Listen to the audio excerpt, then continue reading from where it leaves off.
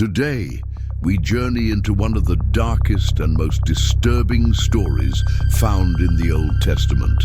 This is not a tale of heroes and miracles, but a raw exposure of human corruption, moral collapse, and the tragic cost of a society that had turned away from God. Our story comes from the final chapters of the book of Judges, a time in Israel's history summed up by one haunting sentence repeated again and again. In those days, Israel had no king. Everyone did what was right in his own eyes. What you are about to hear is shocking. Though there is no graphic imagery, the events themselves are deeply unsettling. But this story is preserved in Scripture not to glorify violence, but to warn us about what happens when conscience dies, leadership collapses, and faith is replaced by self-interest. This is the story of the Levite and his concubine. In the remote hill country of Ephraim lived a Levite, a man set apart for religious service, and his concubine, a woman from Bethlehem in Judah. Their relationship was strained and fragile. Scripture tells us that the concubine had been unfaithful, or at least deeply unhappy, and eventually she left him. She returned to her father's house in Bethlehem, seeking safety and refuge. For 4 months, she remained there. During that time, the Levite stayed behind. We are not told what passed through his mind, whether he was angry, ashamed, lonely, or remorseful. But eventually, he decided to go after her. Taking a servant and 2 donkeys, the Levite set out for Bethlehem, hoping to persuade her to return. When the Levite arrived, something unexpected happened. The concubine welcomed him. Her father, seeing the Levite at his door, received him warmly, insisting that he stay. Day after day, the father delayed their departure. He offered food, drink, conversation, and comfort. Each time the Levite prepared to leave, the father urged him to stay just one more night. Was this simply ancient hospitality, where hosts felt a sacred duty to care for guests? Or was it a father's intuition, an unspoken fear for his daughter's safety? The Bible does not say, but the delays feel heavy with unspoken dread. Finally, on the 5th day, as evening approached, the Levite refused to stay any longer. Against better judgment, he chose to travel late in the day, setting out with his concubine and servant toward home. That decision would seal her fate. As night began to fall, they approached the city of Jebus, later known as Jerusalem. The servant suggested they stop there for the night, but the Levite refused. He did not want to lodge among foreigners.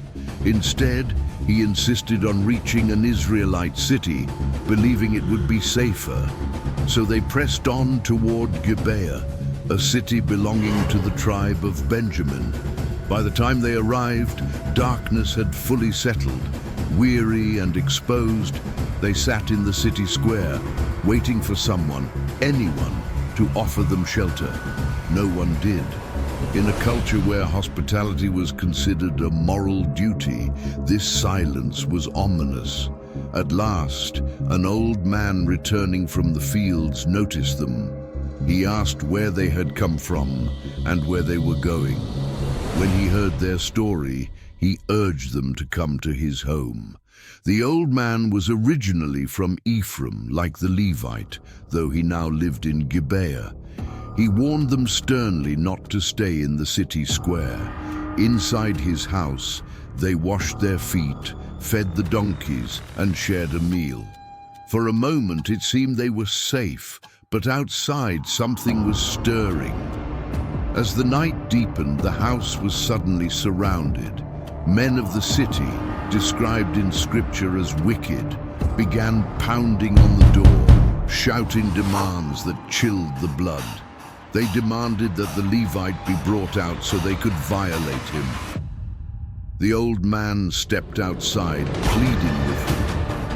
He begged them not to commit such evil, not to violate the sacred laws of hospitality. Then, in an act that shocks modern readers, he made an unthinkable offer. He offered his virgin daughter and the Levite's concubine in place of his guest.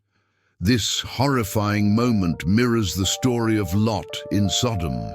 It reveals a brutal truth about the ancient world. Women were often treated as expendable, their lives sacrificed to protect male honor. But even this offer did not satisfy the mob. At this moment, when courage, compassion, or sacrifice might have changed the story, the Levite acted. He took his concubine and forced her outside. He handed her over to the mob. Throughout the entire night, she was raped and abused.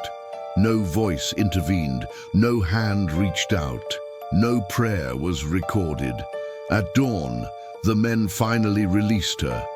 Broken, bleeding, and barely alive, she dragged herself back to the house and collapsed at the doorway.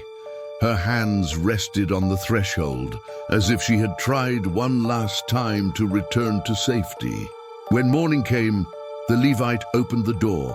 He saw her lying there, and with words as cold as stone, he said, "Get up, let us go."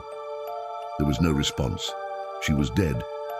The Levite placed her body on his donkey and returned home. There is no recorded grief, no burial, no prayer. Instead, he did something so shocking that it would tear the nation apart. At home, the Levite took a knife and cut her body into 12 pieces. He sent one piece to each tribe of Israel. His message was clear.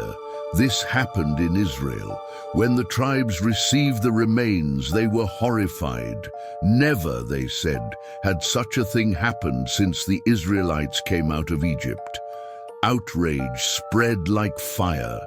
What followed was one of the bloodiest civil wars in biblical history, one that would nearly wipe out an entire tribe and leave countless women and children dead.